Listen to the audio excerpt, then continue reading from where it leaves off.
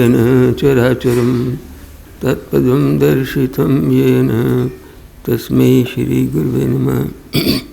श्री करुणासागर प्रभु जी के प्रेम भक्ति सुबंधु भाइयों और बहनों,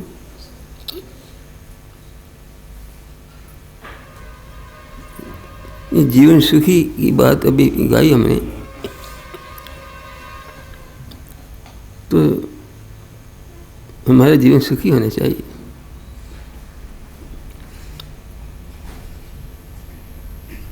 संसार में आ जाते हैं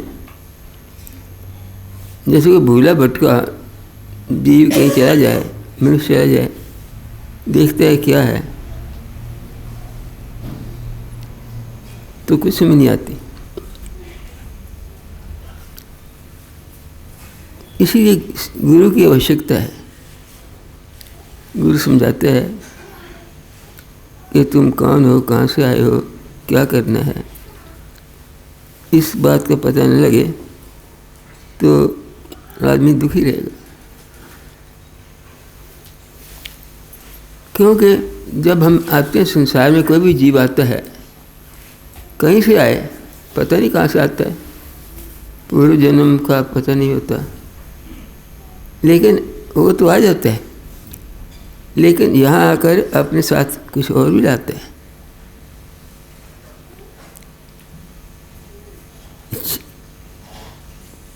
जो चीज़ें उसकी ज़रूरी हैं जीवन में, वो उसके सामने आ जाती वो करनी पड़ती।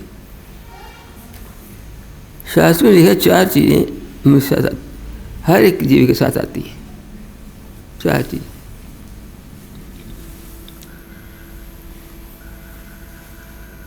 उनके संस्कृत नाम है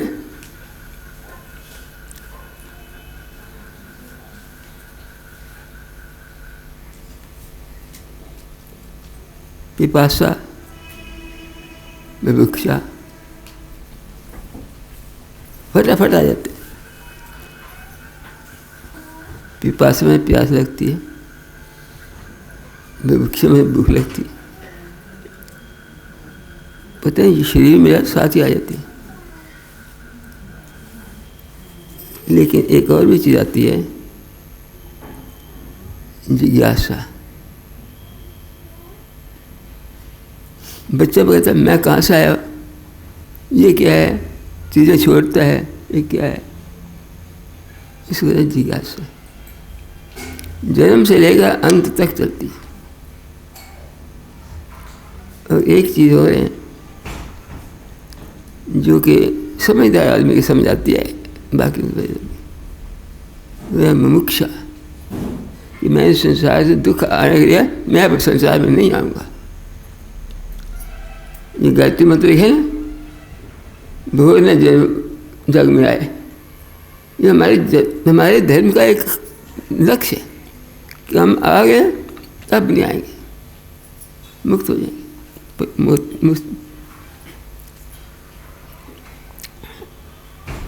अब ये चारों चीज़ों को समझना है कि गुरु का क्या मतलब है इस समय।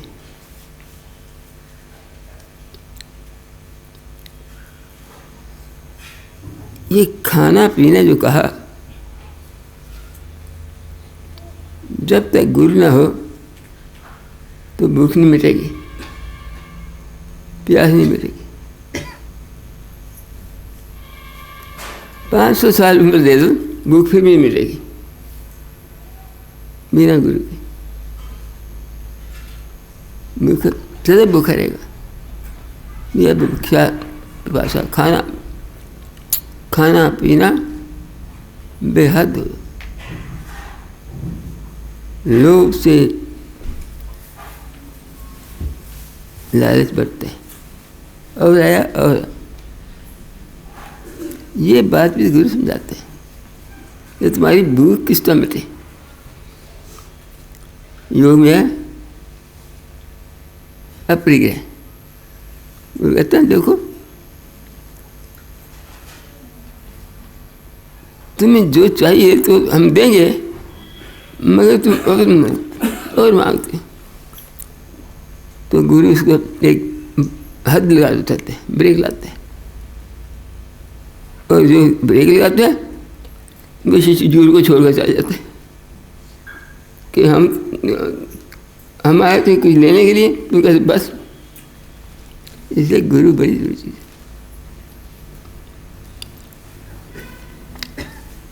ये दो चीज़ें गुरु ही कंट्रोल कर सकता है, और आज संसार के अंदर ऐसे गुरु नहीं है। ये अनकंट्रोलेबल है चीज़ें, और अनकंट्रोल होने के कारण लड़ाई झगड़े बम चल रहे हैं, फसाद हैं। पता नहीं जो कुछ हो रहा है इसलिए हो रहा है कि गुरु कोई नहीं और हमारी भूख मिटती नहीं। तो ये साथ ही आता है। कौन लाता है? खुद आ जाती है, भूख प्यास खुद ही आ जाती है। लेकिन गुरु ज्ञान देता है जिससे सीमित रहे और योग के मार्ग पर चले। अब यही है। एक चीज़ और जो है वो मैं जिज्ञासा, ये क्या है? हम कहाँ हैं? तुम कौन? पहचान, संसार की पहचान, अपनी पहचान, दूसरों की पहचान, ये जिज्ञासा है। इसी चीज़ पर हमने पिछले सप्ताह गीता से चर्चा की थी कि पहली चीज़ है कि संसार का जो बीज है का है जिज्ञासा है। तो उसमें एक श्लोक बताया था मैंने गीता के, जैसे पहली थी एक, गीता कहती है पहली को अगर जान लोगे तो समझ आ जाएगी।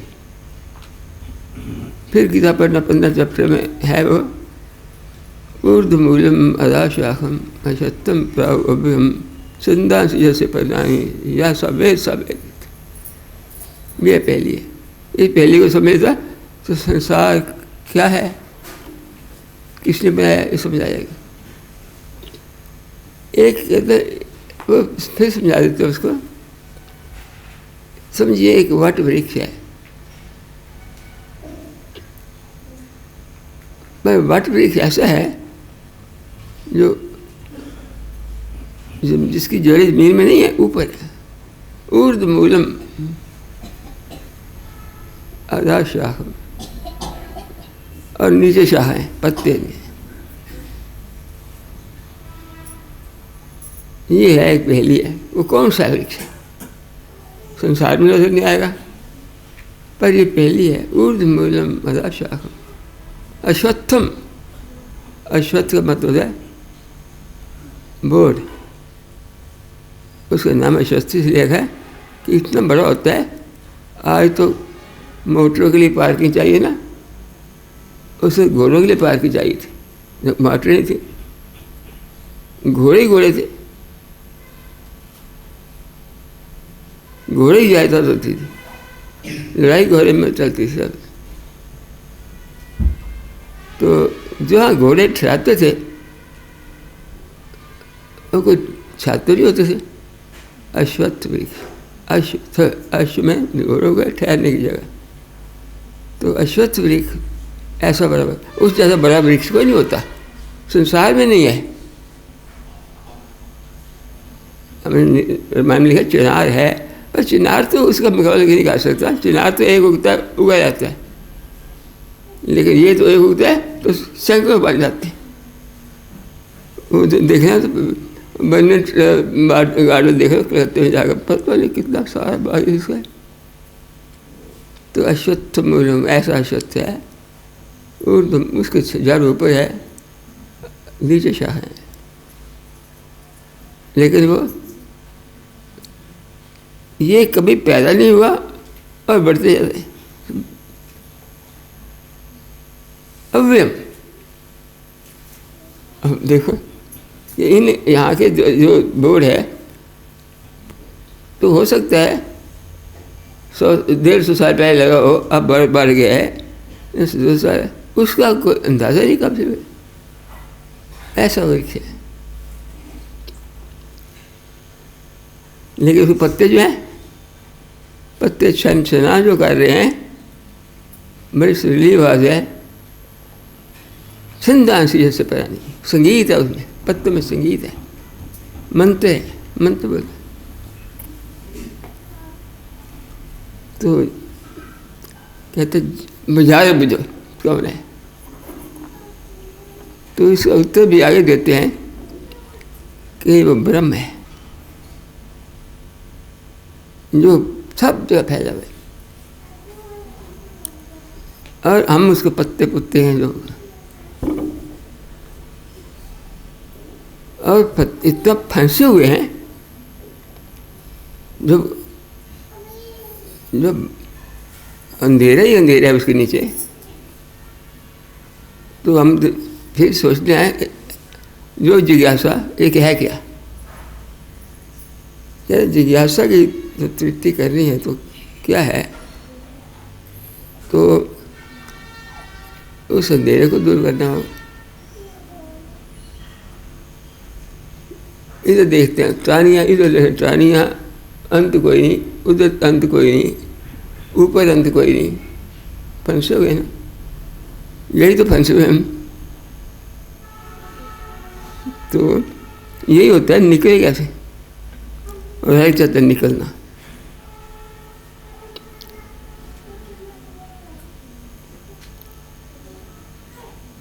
तो अब गुरु की अवस्था पड़ती है, गुरु की अवस्था पड़ती है। कहता है प्राणियों को काटो, कैसे करते, मेरे कुछ याद नहीं, कोई कुल्हाड़ी नहीं, कुछ नहीं, काटो कैसे, अंधेरे में हूँ।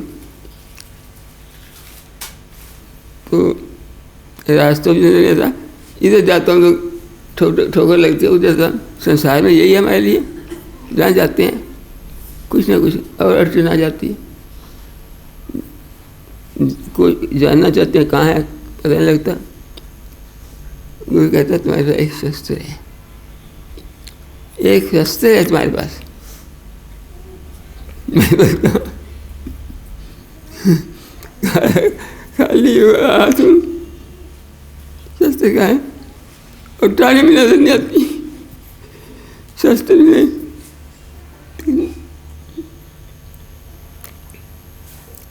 तो कहते नहीं तुम्हारे पास है, असंग शस्त्र निश्चित्वा, असंग शस्त्र से तुम्हारे पास एक शस्त्र है वैराग्य का, वैराग्य से को करते टानिए काटते चले, टानिए काटते हो जाए, जो टानियाँ हैं उन पर लगा, क्या लगा, बड़े बड़े फल लगे, वो फल खाना चाहते नहीं, काटो काटो, वो काटते चले जाओगे, समय लगेगा काटने में, बड़ा वृक्ष है, लेकिन फल ना खाने, फल खा जो है तो मिल जाओगे, लालच में आ जाओगे। ये गीता है जो मैं पढ़ रहा हूँ, एक श्लोक है, मैं पहली है,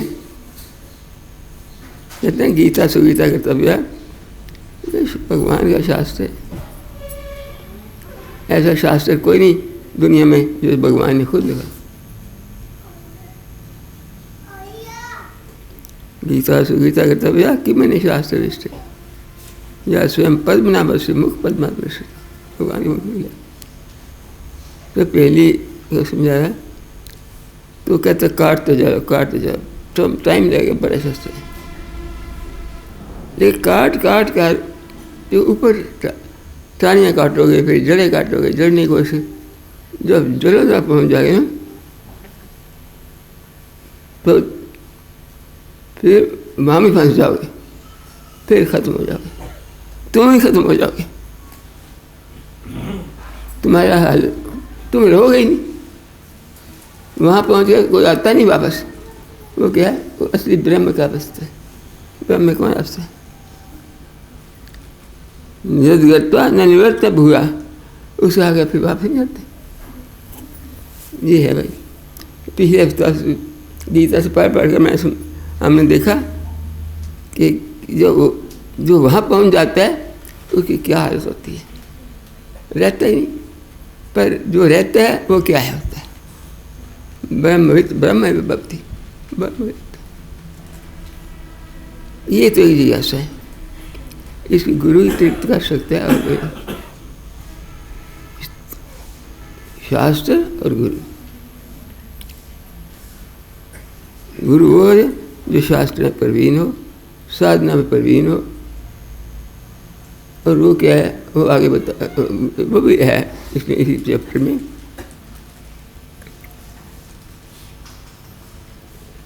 अब प्रश्न होता है कि वो तो है जो सब जगह व्यापक है, दिखलाई देता नहीं, और ये सब कुछ उसी में है।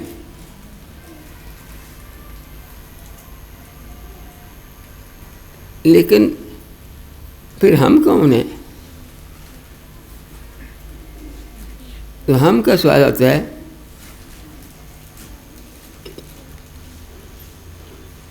ये इसको ब्रह्म कहा, लेकिन कहते नहीं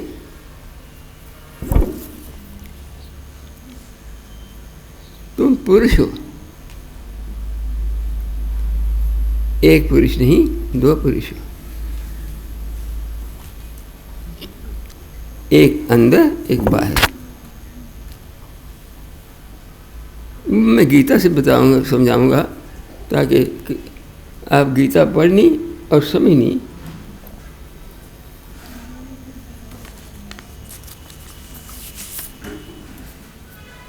आप देखिए एक मैली सी गीता, जब 20 सालों से पास है तो मैली तो जानी चाहिए।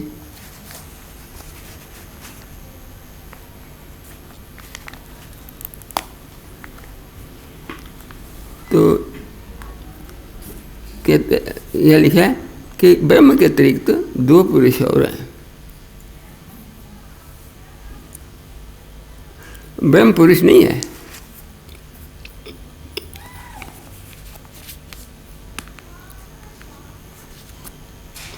दो पुरुषों लोके क्षर अक्षर है। पुरुष एक पारिभाषिक शब्द है गीता के अंदर। हम तो पुरुष कहते हैं इंसान। ये शास्त्रीय शब्द होते हैं, इनके भाव दूसरा होता है। जो आम बोली में शब्द होते हैं, शास्त्रीय वही शब्द होते हैं, उनका अर्थ और होते हैं। दो पुरुषों लोके अक्षर एवचो। एक वो है पुरुष जो अक्षर है, कभी नाश नहीं होता, और वो दूसरा है जो क्षर नाश हो जाते हैं। वो क्या हुआ? वो जीव, आत्मा और ये शरीर। और लोके, लोके का मतलब है संसार के अंदर है जितनी प्रकृति है, संसार जिसे बने हैं, वो पुरुष है, वो क्षर पुरुष है। वो बदलती रहती है कभी कभी, लेकिन वो जीव है उसके अंदर, वो अक्षर पुरुष है। तो संसार का रहस्य भी बता दिया कि एक ब्रह्म है और दूसरे एक आत्मा है जो आती जाती रहती है, और एक प्रकृति है जो कभी कोई शक्ल कभी कोई शक्ल। इतने देख देख आदमी हैरान हो जाता है। भगवान की विभूतियाँ समझिए वो तो होते हैं। तो कहते हैं कि ये तो है, लेकिन इससे एक और भी ऊपर है।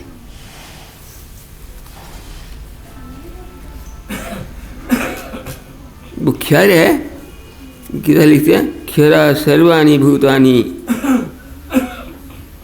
जो सब भूत हैं, सब पदार्थ हैं, वो क्षर है। और कूटस्थो अक्षय उच्चते, जो उसके अंदर बैठा हुआ है, हिलता, वो नष्ट नहीं होता, वो अक्षय है, उसको दूसरा पुरुष है।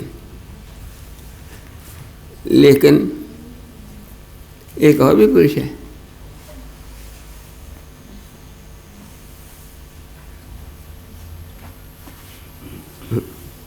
पुरुष, दो पुरुष हो गए ना, एक और भी पुरुष है। और वो कौन सा है?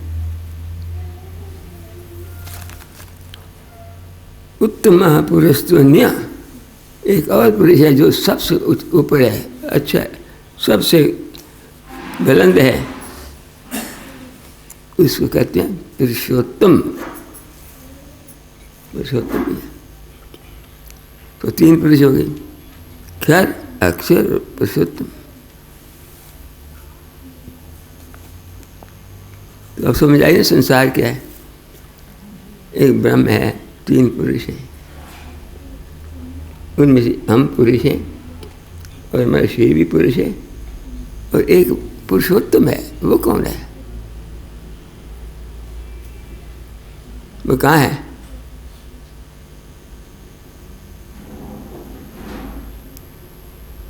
पुरुषोत्तम आपके वहाँ बैठा हुआ, गुरु के पुरुषोत्तम का। जो अवतारी होते हैं वो गुरु होते हैं। पुरुषोत्तम कह दो, गुरु कह दो, एक ही बात है।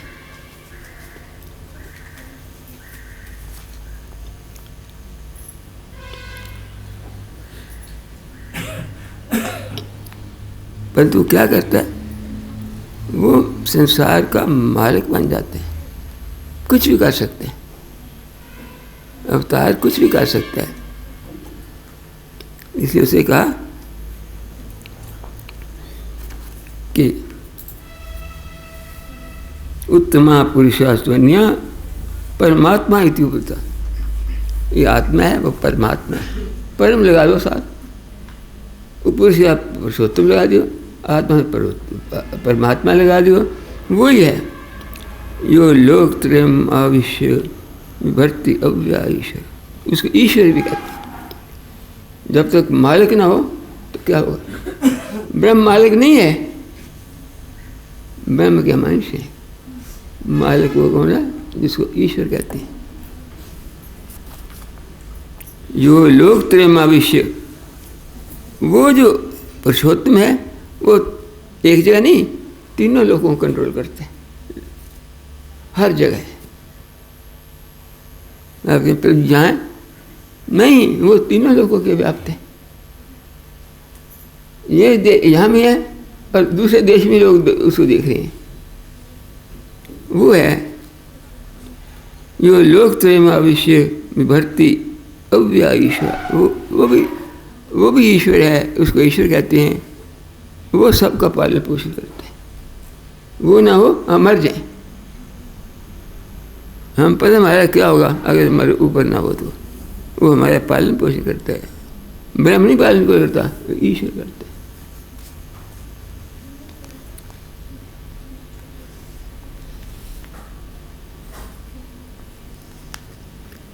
यस्मात् क्षरम अतीतो अहम अक्षरात् अपि चोत्तम। ये जो चैप्टर है इसका नाम है कि ईश्वर क्या है। तो ईश्वर को समझाने के लिए कहा है कि पुरुषोत्तम योग, वो पुरुषोत्तम क्या है। ब्रह्म भी समझा दिया और पुरुष भी समझा दिया, दूसरा दो पुरुष भी। लेकिन अब पुरुषोत्तम समझाते हैं। वो एक पुरुषोत्तम है जो इसके बहुत व्याख्या इसके अंदर वो खुद पढ़नी चाहिए। तो ये पहले वह तीनों लोगों को वो में व्यापक है। ये तो एक पुरुष है, शरीर में व्यापक है ना, सारे शरीर के अंदर हमारी आत्मा का तेज, उस तो तीनों लोगों के व्याप्त है पुरुषोत्तम।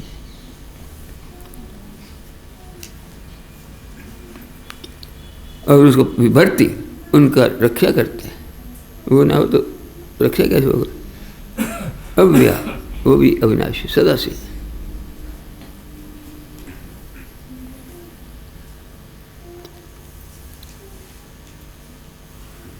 ये तो मैं चूँकि अब भगवान खुद कह रहे हैं, गीता है ना, जैसे प्रभु जी खुद कहते हैं, ये भगवान होते हैं, ये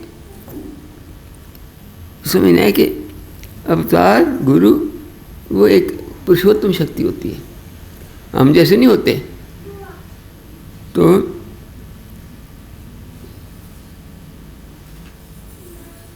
यस अतो अस्मिन् लोके वेदे जो प्रसिद्धा, इसे में वेद में आता है, लोग शास्त्र कहते हैं, लोग वेद कहते हैं।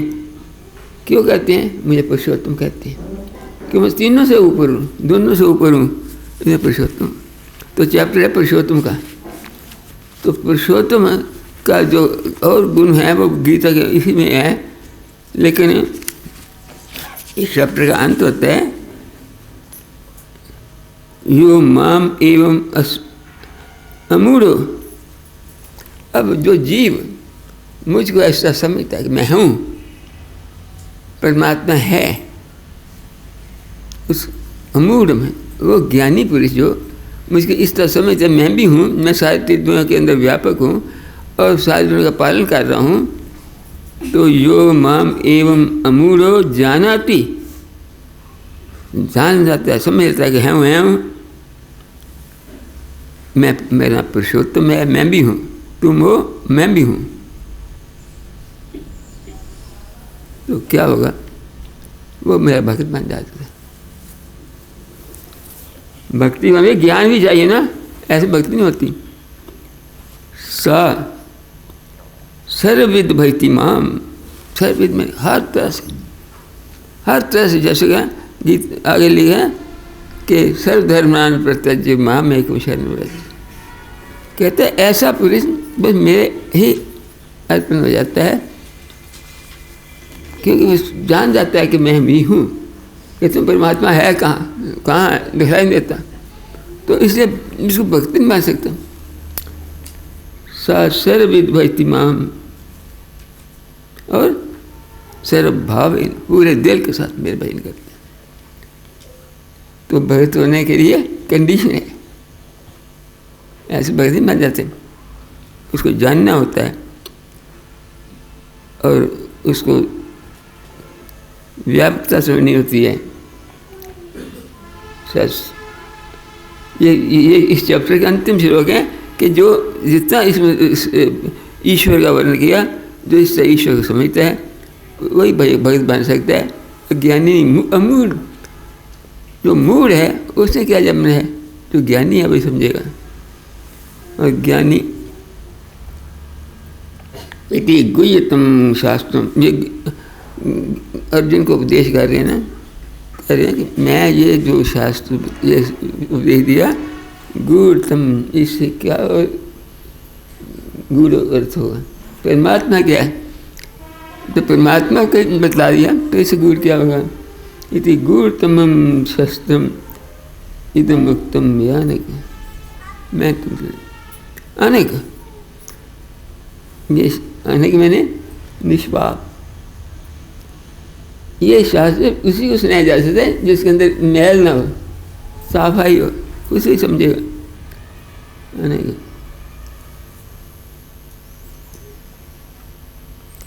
एतद् बुद्ध्वा बुद्धिमान स्यात् कृतकृत्य, ये समझ आदमी जन्म सफल हो गया, कृतकृत्य। तो ये जो एक जिज्ञासा होती है, अब तीन चीज़ बताई, पिपासा, बुभुक्षा, वो भी गुरु से मिलती है। बिना गुरु के न प्यास मिलेगी न भूख मिलेगी, आदमी भूखा ही भूखा रहेगा सारी में। और जिज्ञासा, ये भी तो शास्त्र और गुरु से एक से क्या, अब तो पता लग जाता है ना, गुरु बताता है, शास्त्र बताता है। शास्त्र और गुरु एक ही चीज़ है, गुरु के लिए शास्त्र हैं और गुरु ने उसको आत्मसात किया हुआ है। और वो गुरु जो किसी में मैं, वो मैं गुरु ही होता है। अब चौथी चीज़ लेता है, चौथी जिज्ञासा होती है कि मनुष्य मैं संसार में आया, बहुत न आऊँ संसार में। ये है, ये समझदार आदमी कहता है। जो गायत्री का पाठ करता है, मैं फिर ना आना चाहूँ। और हमारे शास्त्रों का लक्ष्य है धर्म अर्थ काम मोक्ष। मोक्ष में तो क्या मैं फिर भटकते रहे, तो मोक्ष का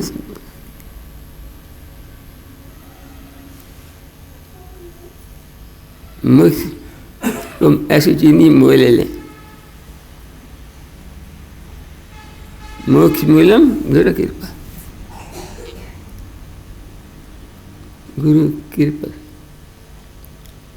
पहले गुरु जो खुद मुक्त है वही मुक्ति देगा। तो इससे पहले ईश्वर गुरु होना चाहिए और फिर कृपा प्राप्त करनी। कृपा क्या प्राप्त करनी?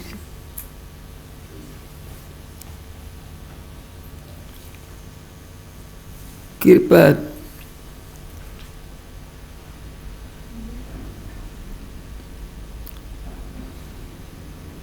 महाराज से पूछा मैं, गुरु की सेवा कैसे करते हैं? आज्ञा पालन, जो कह दिया करना है। दुनिया भी है कमांड, जो मानेगा भाई तो गुरु से कमांडर है, आज्ञा पालन करो। आज्ञा पालन किया मैं, दूसरा सब सेवा, उनकी सेवा में रहो, जो कहें वो करो, मुक्ति हो जाएगी। और कोई ढंग नहीं। किताबें पढ़ने से मुक्ति नहीं होगी, हवन करने से मुक्ति नहीं होगी, जप करने से मुक्ति नहीं होगी। गीता लिखा ये मैं योग बतला रहा हूँ, ये सबसे ऊपर है। तो वो वही बात है कि हमें गुरु की आज्ञा का पालन करना चाहिए और देख रहे गुरु क्या कहते हैं। हम अपनी मर्जी से लाते हैं गुरु के अर्थ को, गुरु के जो भाव को जानता है, गुरु के हृदय को भी जानना चाहता है। बस गुरु प्रभु जी थे ना बंगाल बिहार में, तो वो लड़की थी जान से और हरिनाम था, दोनों सेवक थे। तो आप प्रभु जी को उसके हृदय को जानते हैं, प्रभु जी को क्या चाहिए, और दोनों दौड़ आते और लड़की से पीछे रह जाती। तो फिर इसी हरियानंद तो मैं ये भी भगत है, इसको मन तुम चले जाओ। 6 महीने अगली बार भेज दिया ताकि उसकी सेवा को स्वीकार करे।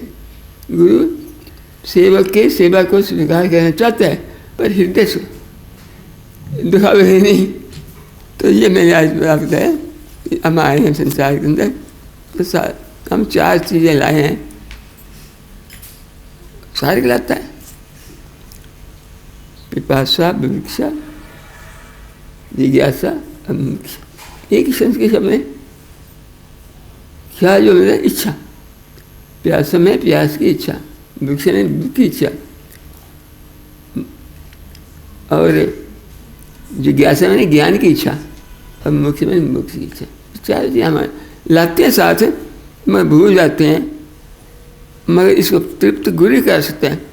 हम कहते हैं नहीं, हम तो हमें भूख लगी है और लाओ और फिर और के लिए और लाओ। तो गुरु कहते बस लिमिट है चाहिए। तो इसे गुरु की ज़रूरत है, हर चीज़ में गुरु की ज़रूरत है। और मोक्ष भी, मोक्ष मूलम गुरु कृपा। किसी ने नहीं मुक्ति नहीं पाई। गुरु नानक शब्द है, संसार में जान ले कि आज तक किसी ने भी मुक्ति पाई बिना गुरु की कृपा। तो बताइए कृपा, मैंने गुरु के बगैर मुक्ति पाई हो?